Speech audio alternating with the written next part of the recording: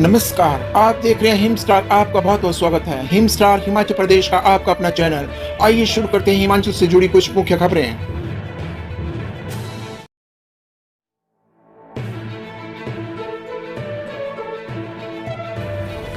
Eco tourism गतिविधियों के संचालन में तेजी लाए वन विभाग, सीएम सुक्खू ने दिए निर्देश। मुख्यमंत्री सुखविंदर सिंह सुक्खू ने सोमवार शाम वन विभाग की समीक्षा बैठक की अध्यक्षता की। इस अवसर पर उन्होंने कहा कि प्रदेश सरकार इको टूरिज्म गतिविधियों को प्रोत्साहन प्रदान कर राज्य की आय बढ़ाने और स्थानीय युवाओं के लिए रोजगार के अवसर सृजित करने की दिशा में काम कर रही है। उन्होंने कहा कि वर्तमान में प्रदेश में 72 वन विश्राम गृहों और 22 इको पार्कों में इको पर्यटन गतिविधियां संचालित की जा रही हैं। उन्होंने 93 प्रस्तावित स्थलों पर इको टूरिज्म गतिविधियों के संचालन के लिए वृहद योजना में तेजी लाने की आवश्यकता पर बल दिया। मुख्यमंत्री ने कहा कि इको टूरिज्म सतत पर्यटन का एक बेहतर उदाहरण है। इसके माध्यम से आगंतुकों को अविस्मरणीय अनुभव प्रदान करते हुए प्राकृतिक संसाधनों और स्थानीय संस्कृति के संरक्षण को भी बल मिलता है। उन्होंने कहा कि इको टूरिज्म को बढ़ावा देकर राज्य अपनी समृद्ध जैव विविधता, प्राकृतिक सुंदरता और सांस्कृतिक विरासत को सहेज कर पर्यटन की दृष्टि से इसका लाभ उठा सकते हैं। पर्यटन के नए अनुभव प्राप्त करने वाले पर्यटकों के लिए वरदान स्थापित हो सकता है। इससे राजस्व में वृद्धि होने के साथ साथ स्थानीय युवाओं को रोजगार के अवसर प्रदान होंगे।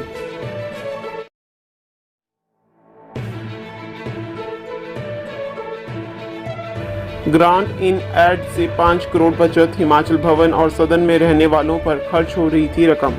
मुख्यमंत्री सुखविंदर सिंह सुक्खू ने कहा कि सरकार ग्रांट इन एड से 5 करोड़ रुपए की बचत करेगी। यह ग्रांट राज्य सरकार को हर साल हिमाचल प्रदेश पर्यटन विकास निगम को हिमाचल भवन और हिमाचल सदन दिल्ली, हिमाचल भवन चंडीगढ़ में ठहरने वाले विशिष्ट व्यक्तियों के खर्च के रूप में देती थी।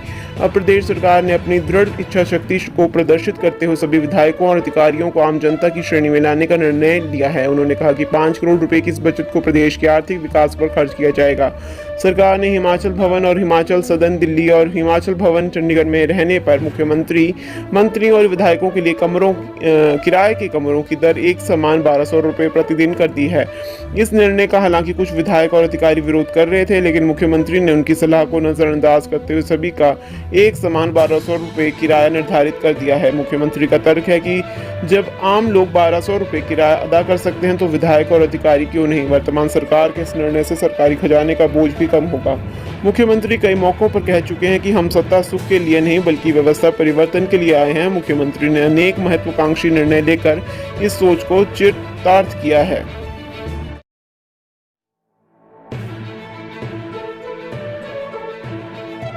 सेब सीजन में चकाचक रहेंगी सड़कें, पीडब्ल्यूडी मंत्री बोले मार्गों के रखरखाव में लापरवाही बर्दाश्त नहीं।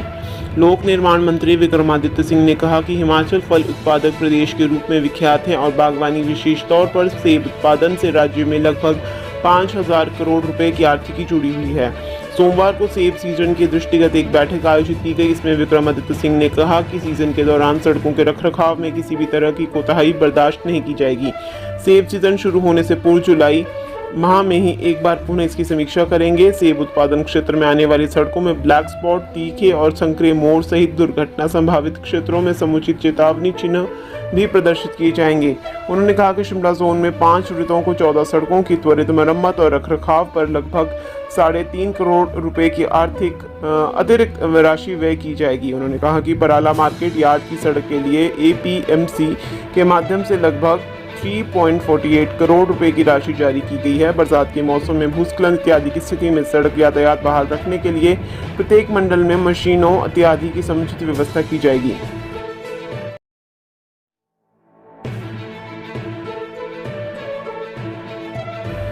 भाजपा कोर ग्रुप की बैठक, लोकसभा चुनाव में सुक्खू और मुकेश के प्रभाव, जिताऊ प्रत्याशियों पर चर्चा।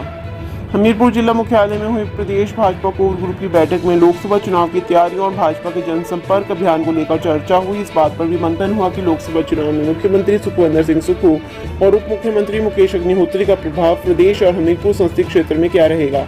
वहीं लोकसभा चुनाव में जिताऊ प्रत्याशियों, नाराज कार्यकर्ताओं तथा पदाधिकारियों को बनाने का मुद्दा भी उठा। बैठक की अध्यक्षता राष्ट्रीय अध्यक्ष जगत प्रकाश नड्डा ने की। सोमवार रात 8 बजे से रात 11:15 बजे तक चली। विधानसभा और नगर निगम शिमला के चुनाव में हार की वजह भी तलाशी गई। मंडी लोकसभा सीट से किसे उतारा जाए, इस पर भी मंथन हुआ। प्रदेश की चारों लोकसभा सीटों को किस तरह जीतना है, पार्टी पदाधिकारियों के साथ कार्यकर्ताओं और मतदाताओं में आपसी समन्वय को लेकर भी रणनीति तैयार की गई। केंद्र की योजनाओं और वर्तमान सरकार की विफलताओं को जन जन तक पहुंचाने को लेकर भी योजना तैयार की गई। बैठक में राष्ट्रीय उपाध्यक्ष प्रदान सिंह, केंद्रीय मंत्री अनुराग ठाकुर, प्रदेश अध्यक्ष राजीव बिंदल, प्रदेश प्रभारी अविनाश राय खन्ना, नेता प्रतिपक्ष जयराम ठाकुर, पूर्व मुख्यमंत्री धूमल, प्रदेश महामंत्री त्रिलोक जम्वाल, राकेश जम्वाल, त्रिलोक कपूर, पूर्व प्रदेश अध्यक्ष सतपाल सिंह सत्ती, सुरेश कश्यप, डॉक्टर हर्ष महाजन, डॉक्टर राजीव सहजल, विपिन सिंह परमार समेत अन्य मौजूद रहे। उधर बैठक में शामिल होने जा रहे पूर्व मंत्री डॉक्टर राजीव सहजल को पुलिस ने अंदर जाने से रोक दिया। इस पर पूर्व मंत्री वीरेंद्र कंवर वहां पहुंचे और पुलिस को बताया कि वह भाजपा कोर ग्रुप के सदस्य हैं, आप इन्हें कैसे रोक सकते हैं। इसके बाद पुलिस ने उन्हें अंदर भेजा।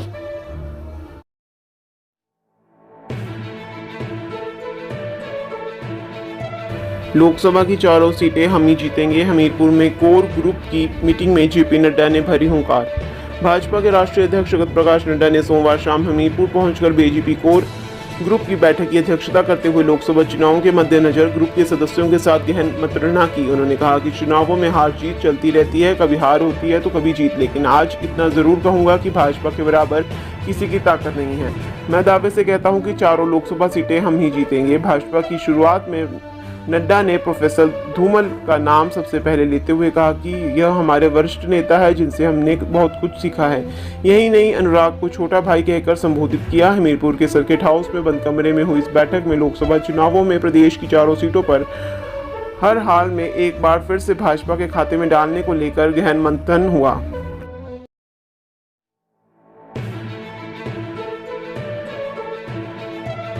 हिमाचल विधानसभा बाल सत्र पेपर लीक की शर्मसार घटना ने दर्शाई सरकार की अयोग्यता, ओपीएस देने का उठाया सवाल। बाल सत्र के प्रश्नकाल के दौरान विपक्ष के सदस्यों ने पेपर लीक मामले में सरकार को घेरा। विपक्ष के बाल उपनेता हरिओम ने कहा कि पेपर लीक की घटना से प्रदेश को शर्मसार किया है। मामले ने सरकार की अयोग्यता का दर्शाया है। यह घटना लापरवाही नहीं, सरकार की संगठित नाकामयाबी है। नेताओं की अनियंत्रितता इससे साबित होती है। सरकार का दावा है कि शिक्षा सिस्टम को मजबूत कर रहे हैं, लेकिन पेपर लीक बता रहा है कि इनकी नीतियों की सच्चाई कुछ और ही है। पेपर लीक मामले में कितने दोषियों को सजा दिलाई है या यह माने कि सरकार का दोषियों को संरक्षण प्राप्त है। प्रश्नकाल के दौरान विपक्षी सदस्य साक्षी चौहान ने सवाल पूछा कि एक वर्ष में कितनी सरकारी परीक्षाएं करवाई गई, कितनी परीक्षाएं पेपर लीक होने से रद्द हुई। जवाब में बाल शिक्षा मंत्री मिशन ने कहा कि एक वर्ष में 2 सरकारी परीक्षाएं हुई, 2 को रद्द किया गया। आरोपियों के खिलाफ कार्रवाई की गई है। हमीरपुर आयोग का मामला कोर्ट में है। विपक्षी सदस्य शालिनी ठाकुर ने 72,000 करोड़ कर्ज के बावजूद ओपीएस देने का सवाल उठाया। पूछा कि कर्ज कम करने को सरकार को क्या कदम उठा रही है, अनावश्यक खर्च कैसे कम किया जा रहा है। बाल वित्त मंत्री फैसल ने कहा कि 75,000 करोड़ का कर्ज कम करने के लिए प्रयास किए जा रहे हैं। मुख्यमंत्री ने दिल्ली में केंद्रीय मंत्रियों से संदर्भ में बैठकें की हैं। वर्ष 2024 में समाप्त होने जा रही शानन बिजली परियोजना की लीज का पक्ष रखा है। परियोजना को प्रदेश के अधीन लाने के लिए प्रयास किए जा रहे हैं।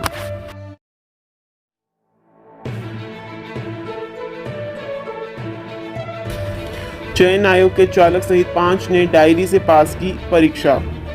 कर्मचारी चयन आयोग के पेपर लीक मामले में आरोपी महिला कर्मी की डायरी से चालक सहित 5 अभ्यर्थियों द्वारा परीक्षा पास करने का मामला सामने आया है। विजिलेंस की जांच में JOIT पोस्ट कोड 817 के पेपर लीक मामले में कई अहम खुलासे हुए हैं। जांच में पता चला है कि आरोपी महिला कर्मी उमाजाद ने डायरी में प्रश्न उत्तर लिखकर पेपर लीक किया था। प्रदेश के विभिन्न सरकारी विभागों में पोस्ट कोड 817 JOIT के 1756 पद भरने के लिए कर्मचारी चयन आयोग द्वारा आवेदन आमंत्रित किए गए थे। पोस्ट कोड 817 में 19,024 आवेदक टाइपिंग टेस्ट के लिए शॉर्टलिस्ट किए गए थे। परीक्षा में पास हुए आवेदकों की जांच के दौरान संदिग्ध परीक्षार्थियों की CDR की जांच के आधार पर 79 संदिग्ध परीक्षार्थियों का टेलीफोन के माध्यम से कर्मचारी चयन आयोग हमीरपुर के कर्मचारियों या अधिकारियों व संदेहजनक व्यक्तियों से बात होना पाया गया।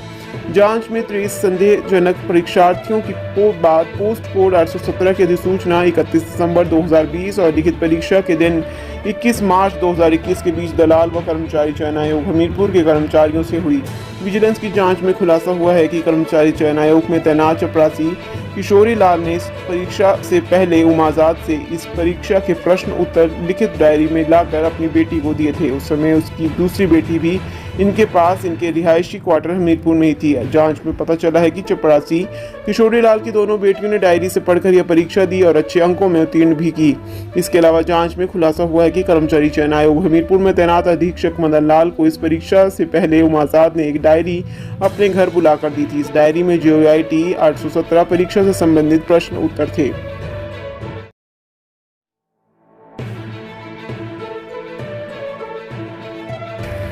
CRI कसौली में फिर बनेगी येलो फीवर वैक्सीन। कुछ वर्ष पहले बंद हो गया था उत्पादन।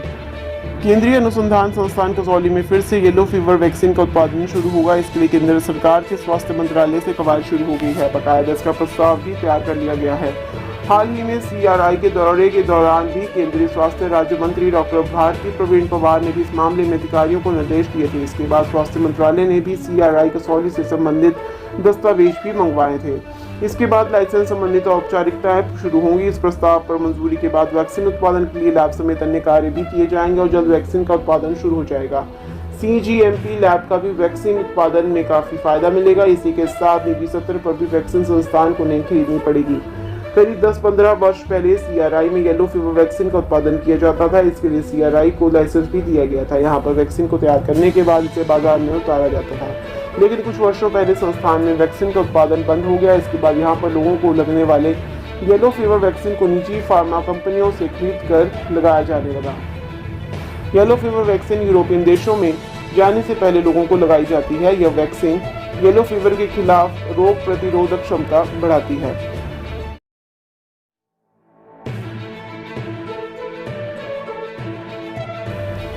हिमाचल में भूकंप के झटके, दहशत में घरों से बाहर निकले लोग। हिमाचल प्रदेश में मंगलवार को दोपहर 1:33 पर भूकंप के झटके महसूस किए गए।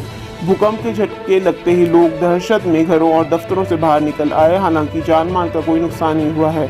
चंबा जिले के भरमौर, कुल्लू, ऊना, हमीरपुर, मंडी में भूकंप के झटके महसूस किए गए। भूकंप के झटके लगते ही राजकीय वरिष्ठ माध्यमिक विद्यालय रंगस के विद्यार्थी कमरों से बाहर निकल आए। विद्यार्थियों को खुले मैदान में बिठाया गया। राज्य आपदा प्रबंधन के प्रवक्ता ने बताया कि प्रदेश के कई जिलों में भूकंप के झटके लगे हैं। फिलहाल कोई नुकसान नहीं हुआ है। भूकंप का केंद्र जम्मू कश्मीर के डोडा में 6 किलोमीटर गहराई में था। रिक्टर स्केल पर भूकंप की तीव्रता 5.4 रही।